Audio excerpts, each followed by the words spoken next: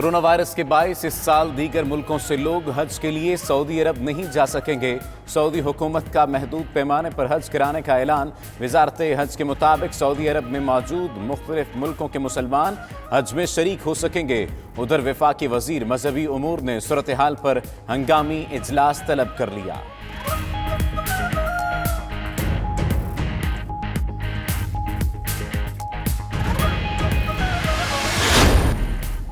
क्या पाकिस्तान में कोरोना ने अपनी पीक देख ली? कोरोना केसेस का ग्राफ पीक पर पहुंचकर नीचे आने लगा। सरकारी आदाद-ओ-शुमार के मुताबिक केसेस पीक पर पहुंचकर कम हो रहे हैं। 13 जून को मुल्क भर में केसेस बुलंद तरीन सतह 6,825 तक पहुंचे। 22 जून को बतदरीज कमी के बाद 3,946 पर आ गए। लाहौर में Gulberg, model town, defence, Gulshan Ravi, Faisal town, garden town और अंदरूनी शहर को मुकम्मल बंद कर दिया गया। पेशावर में हयाताबाद फेज 7 और मंदी हसन हिल में भी स्मार्ट लॉकडाउन। इस्लामाबाद में सेक्टर G61, 2, G104, G72 और गौरी टाउन को कल शाम 7 बजे सील करने का फैसला।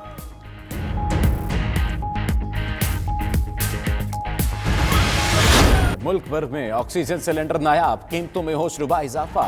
कोरोना मरीजों की दिल की धड़कन और ऑक्सीजन रेट चेक करने वाले पल्स ऑक्सीमीटर की कीमत भी 2,000 से बढ़कर 7,000 रुपए तक जा पहुंची।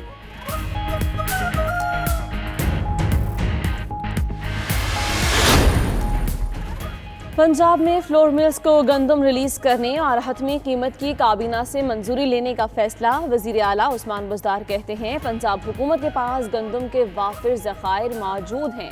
मार्केट में गंदम की कीमत में इस्तेहकाम के लिए हर मुमकिन इकदाम उठाए जाएंगे।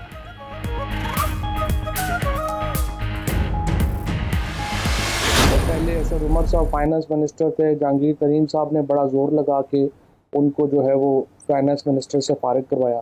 फिर असद उमर साहब जब आए, दोबारा आए, उन्होंने पूरी कोशिश करके तो जहांगीर तरीन को फारिग करवा दिया। प्राइम मिनिस्टर साहब ने आखिरी कैबिनेट मीटिंग में ये कहा कि आपके पास 5.5 महीने हैं परफॉर्म करने के लिए। मिनिस्टर्स को कहा। वफाकी वजीर फवाद चौधरी अपनों के खिलाफ ही फट पड़े। अमरीकी टीवी को इंटरव्यू में कहा लोगों की तवक्कुआत ज्यादा थी। पीटीआई हुकूमत ने कोताहियां की। जहांगीर तरीन ने जोर लगाकर असद उमर को वजारत से हटाया। असद उमर दोबारा वजीर बने तो उन्होंने जहांगीर तरीन को हटवा दिया। वजीर आजम ने वज़रा को परफॉर्म करने के लिए 5.5 माह का वक्त दे दिया।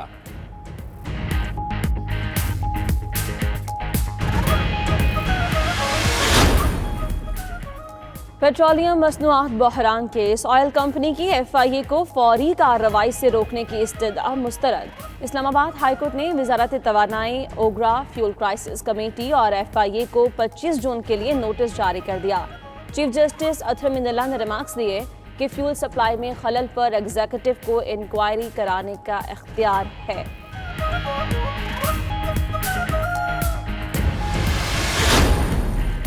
कराची के मुख्तलिफ इलाकों में बिजली की लोड शेडिंग का सिलसिला जारी। के इलेक्ट्रिक ने बिजली बंदिश के दौरानिये में मजीद इजाफे का इंदिया भी दे दिया। नैब बलूचिस्तान ने साबिक वज़ीर आला बलूचिस्तान नवाब सनाउल्लाह ज़हरी और अब्दुल कुद्दूस बसिंजो को आज तलब कर लिया। दोनों साबिक वज़ीर आला को मुबैना केसेस की तहकीकात के सिलसिले में तलब किया गया है।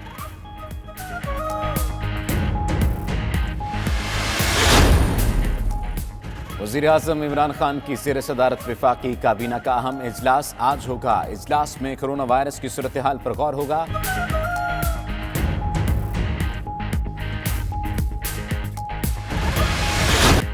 कौमी क्रिकेट टीम को दौरा इंग्लैंड पर रवानगी से कबल बड़ा धचका। रावलपिंडी में 5 में 3 खिलाड़ियों के टेस्ट मुस्बत आ गए। शादाब खान, हारिस रऊफ और हैदर अली शामिल। दीगर शहरों से स्क्वाड के बाकी खिलाड़ियों और स्टाफ की रिपोर्ट्स आना बाकी।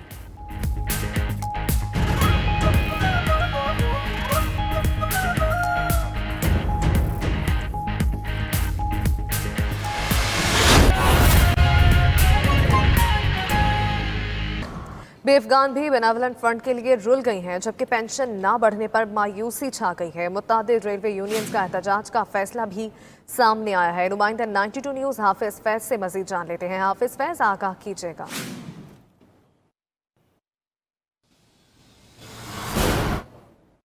जी, रेलवे का माली बहरान संगीन होता जा रहा है, जिसकी वजह से रेलवे के कई रिटायर मुलाजमीन को अभी तक वाजिबात की रकम अदा नहीं की गई और कई माह से वो रेलवे दफातर के चक्कर लगाने पर मजबूर हैं। और इसके साथ साथ रेलवे मुलाजमीन की जो बेवा हैं वो भी जब बनावल फ़ंड और दीगर अपने वाजिबात की अदायगी वसूली के लिए जाते हैं तो उनको भी टरखा कर वापस भेज दिया जाता है, जिस पर रेलवे मुलाजमीन में शदीद बेचैनी पाई जाती है। और इसी हवाले से रेलवे की जो मुतअद्दिद यूनियन है उन्होंने भरपूर एहतजाज करने का फ़ैसला किया है।